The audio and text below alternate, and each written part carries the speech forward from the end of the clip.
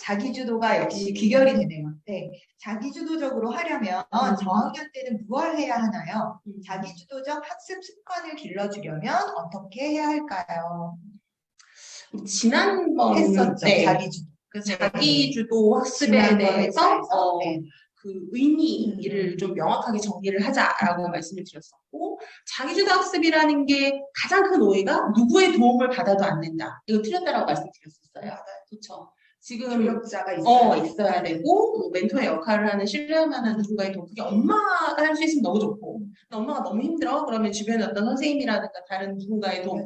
왜냐하면 아이들은 아직 통제력이 없기 때문에 당장 저부터만 하더라도 가서 운동 갔는데 PT 선생님 없으면 저 지난주에 일주일 동안 운동 못 갔어요. 우리가 애들한테 말할 게 없어. 맞아. 나도 반성해야 돼. 얼굴이 빨개져서 이번 주에 가야 되겠어. 큰일 났어. 그래서 자기주도 학습이라는 거는 학습의 주도권만 내가 갖고 있으면 그게 어떤 누군가 선생님의 도움을 받든 아니면 학원의 도움을 받든 개인 수업의 도움을 받든 인강의 도움을 받든 간에 어떤 그 방법의 문제는 아니다라고 말씀을 드렸었어요. 그리고 만약에 이렇게 자기 주도적으로 학습의 주도권을 본인이 갖고 있는 아이로 성장시키고 싶다라고 하시면 저학년 때 하셔야 될 가장 중요한 것 중에 하나가 우리가 이른바 이제 플래너라고 하잖아요. 어떤 계획, 그러니까 예를 들어 내가 오늘 몇 시에 어떤 공부를 해야 되고 그리고 더 나아가서 이 계획했던 공부를 제대로 했는지 그리고 이걸 하면서 내가 보완을 할 어떤 부분은 없는지에 대해서 아이가 스스로 꼭 체크하도록 해주셔야 돼요. 그리고 이제 이게 사실은 학습을 넘어서서 저는 결과적으로 이 자기주도 학습이라는 거는 습관의 문제라고 생각을 하기 때문에 참 어려운 말씀을 드리고 있다는 건 알지만 아이의 생활 습관이 가장 기본이 돼야 돼요. 정해진 시간에 일어나고 정해진 시간에 자고 예를 들어 아이가 밤에 유튜브 보느라고 4시간, 5시간 이렇게 있는데 얘가 자기주도 학습 될까요? 절대 불가능하거든요. 그러니까 일단 잠들고 일어나는 시간 그리고 저는 가급적 사실 공부하는 시간도 딱 정해져 있었으면 좋겠어요. 그리고 책을 보는 시간도 정해져 있었으면 좋겠어요. 이렇게 어떤 본인의 어떤 생활의 루틴이 있어야만 이제 길게 보셨을 때 본인이 스스로 공부를 주도해서 이끌어갈 수 있다. 이 말씀을 좀 드리고 싶어요. 그리고 이렇게 플랜을 세웠을 때 정말 그거 공감하거든요. 그러니까 하루에 딱 1~2시간이라도 딱 그 시간을 지키게끔. 예를 들어서 그냥 하루에 2시간 하면 되지 언제든 이렇게 하면 못해요. 맞아요. 그런데 8시부터 10시 이렇게 딱 정해놓고 그 시간을 되도록 지키도록 하고 경우에 따라서 못할 수도 있어요. 그러면 대부분의 아이들이 어떻게든 다음 날로 넘기잖아요. 그렇게 하지 말고 그날 못한 거는 주말로 넘기는 거예요. 토요일, 일요일. 그러면 자꾸 못 지킨 아이들은 토요일, 일요일이 힘들어. 못 쉬어. 그래서 내가 주말에 토요일, 일요일에 쉬고 놀기 위해서라도 주중에 일정을 지키게 되는 그런 효과가 있거든요. 그래서 이제 그것도 하나의 요령이니까 그렇게 해서 이제 식단 체크 스스로 좀 해보게 그렇게 해주시면 될 것 같습니다. 자, 사교육 선행 어떤 선에서 정리하는 게 최적일까요? 굉장히 광범위한 질문인 것 같아요. 저한테 오세요. 네. 이거는 이것만 가지고 한 2시간을 얘기할 수 있을 것 같은데 자 일단 사교육 선행은 기준은 우리의 입시는 그러니까 우리가 대학을 보내기 위한 입시는 고등학교 1학년 때부터 시작을 한다. 일단 이게 첫 번째 전제. 왜? 우리는 사실은 다 수능을 보고 대학에 갔으니까 우리 때는 사실 고3이 입시의 어떤 절정이었던 거잖아요. 그렇죠. 맞아요. 그래서 사실 뭐 우리끼리 있으니까 하는 얘기죠. 여기 어머니도 마찬가지일 거예요. 고등학교 뭐 1학년, 2학년 사춘기가 좀 살짝 왔어. 그래서 공부를 안 했다가 내가 이제부터는 정말 공부를 안 하면 갈 대학이 없겠다 해서 맘먹어서 공부 시작해도 우리 때는 서울에 있는 중사위권 대학 가는 거 가능했어요. 사실 우리끼리 하는 얘기지만 그런데 요즘 아이들 같은 경우에 결국 이제 수시가 어느 정도 절반은 차지하는 거잖아요. 뭐 어떻게 비율이 어찌 되었든 간에 서울과대하고 그렇죠. 많죠. 그런데 결국 수시라는 거는 고등학교 1학년 1학기 내신부터 반영이 되는 거잖아요. 뭐 아이가 성장하면 좋다라고 하지만 최상위권 대학들은 결국 고등학교 1학년 때부터 3학년 때까지 잘했던 아이를 뽑고 싶지. 참 슬프지만 떨어지면 좀 안 돼. 계속 유지하거나 올라가야 돼. 그러니까 이렇게 있어야 된단 말이에요. 그러니까 전제는 우리 아이의 입시는 고등학교 1학년부터 시작이 된다. 그러면 결과적으로 입시를 위한 학습은 언제까지 마무리가 되어 있어야 할까요? 중학교 3학년 정도면 마무리가 되어 있어야 된다. 제가 여기서 말씀을 드리는 거는 고3 과정을 중3까지 끝내놓으세요. 이 말씀을 드리는 게 아니라 일단 고등학교 1학년 내신부터 반영이 되니 이 내신을 위한 학습은 적어도 중3까지 마무리가 되어 있어야 된다. 나 예전에 무슨 방송할 때 중3 성적으로 대학이 결정된다는 얘기했다가 진짜 전국에 욕을 뭐라고 먹었냐면 이거 전형적인 강남 지역의 사교육을 조장하는 어떡해. 그게 사실인데? 그러니까 어떡하지?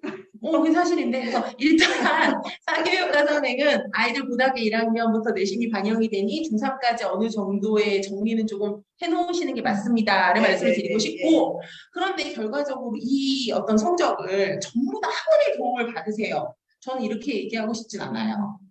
아이가 잘하는 과목은 우리 지금 계속해서 자기주도학습 얘기했으니까 본인이 잘하는 과목은 본인이 끌고 갈 수 있어요. 요즘에 사실 인터넷 강의, 뭐 유튜브, 많아요. 앱 같은 것도 좋은 거 진짜 많아요. 활용을 하시고 또 뭐 교재 요즘 좀 좋습니까? 색깔로 예쁘게 친절하게 그래서 뭐 학원이 됐든 인터넷 강의가 됐든 뭐 어떤 좋은 교재가 됐든 간에 다양한 방법을 활용을 하셔서 진행을 하시고 대신 뭐 예를 들어 우리 아이가 너무 힘들어하는 과목이 있다면 이거는 뭐 누군가 도움을 받는 게 맞잖아요. 그 학생이 가장 효과가 좋을 수 있는 그런 방식으로 가이도 한 3개월 하시고 학원도 한 6개월 보내시고 그래서 말씀드렸던 대로 본인이 학습의 주도권만 갖고 있다라고 하면 이 시기에는 가서 영어 문법 3개월만 돌릴까? 이때는 뭐 개인과의 선생님 붙여갖고 수학 요 과정을 끝낼까? 요렇게 그 시기에 맞는 학습만 조율을 하신다면 충분히 중학교 3학년 정도까지 어느 정도의 그 준비를 마치실 수 있지 않을까. 분명한 거는 중3 성적으로 어느 정도의 대학은 결정이 됩니다. 왜? 잘 안 올라요. 고등학교 올라가면. 왜 안 올라요? 우리 애만 공부라는 게 아니라 옆집에도 하고 뒷집에도 합니다. 너무 열심히들 하고 있습니다. 잘 오르지 않아요. 특히나 강남권 같은 경우는 어머님들 오셔서 그렇게 말씀하세요. 선생님 우리 아이가 여자인데 코피 쏟고 쓰러졌더니 내신 등급 1등급 오르더라. 그 정도 아프죠. 그 정도로 하지 않으면 잘 오르지 않습니다. 그래서 이렇게 말씀을 좀 드리도록 할게요. 개인적인 의견이에요. 너무 무서워하는 거 보이죠? 그래서 이런 거는 이런 거는 이제 사실 좀 예민한 부분이기도 하고 그리고 사실이에요.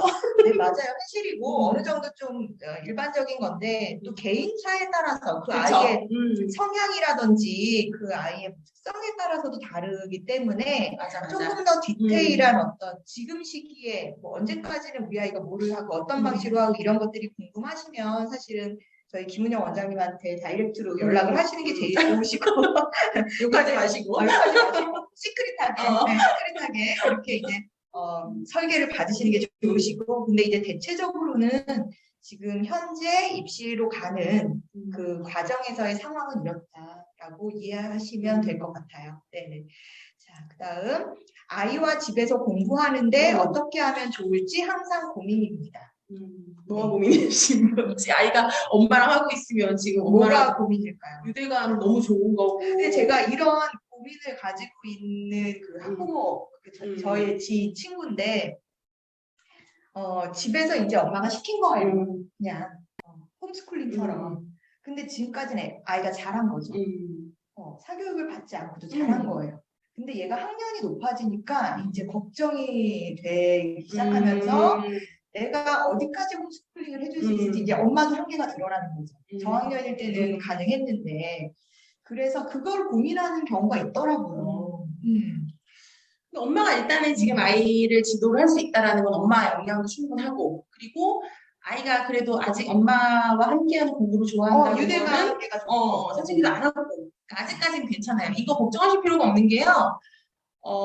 내가 생각하지 않아도 아이가 탈출하는 시점이 있어요. 엄마 나온 걸래 라고 얘기하는 너무 약간 되게 슬픈 얘기만 하고 있는 것 같은데 그 시기가 옵니다. 그래서 그때까지는 아이랑 집에서 엄마와 좋은 관계를 유지하시면서 공부를 하시면 좋은데 하나 조금 팁을 드리자면 집에서 공부하는 아이들이 이렇게 문제가 되는 부분이 뭐가 있냐면 자극이 좀 부족해요. 그렇죠. 그러니까 예를 들어 학원에 온다거나 그룹 수업들을 하거나 이러면 제가 되게 공부를 열심히 해. 그러면 나도 뭔가 따라서 막 해야 될 것 같고 이런 게 있단 말이에요. 근데 아무래도 집에서 혼자 하다 보면 그냥 나 정도는 많이 하고 있는 거 아닌가 뭐 이렇게 생각하는 경우들이 있어서 이렇게 학습이 좀 느슨해지는 경우들이 있거든요.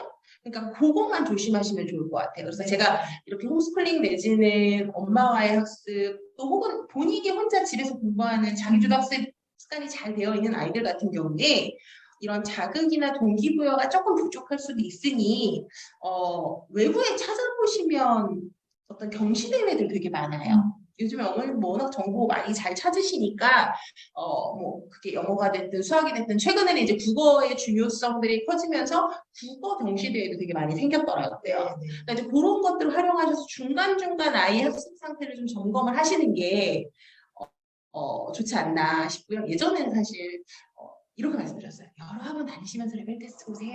이렇게 우리 얘기했었잖아요, 사실. 근데 제가 이렇게 말씀을 드리지 않는 이유가 뭐냐면 나도 학원을 하지만 학원마다 레벨 테스트의 수준이 너무 많이 다르고 예를 들어 영어만 하더라도 우리 학원 토플 학원이야. 그럼 레벨 테스트 형태가 토플이에요.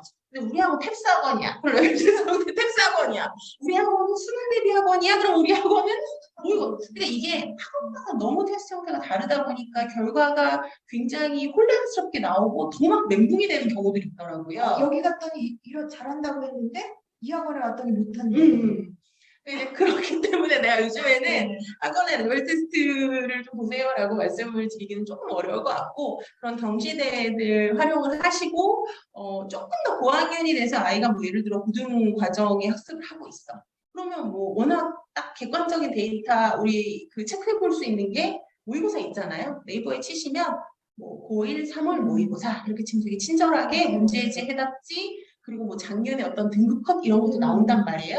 이제 그 정도의 과정이 되시면 그런 거 한 번씩 테스트 하셔서 스스로 점검할 수 있도록 해보시는 것도 좋을 것 같습니다. 맞아요. 어디 가십니까? 어디 가세요, 어머니?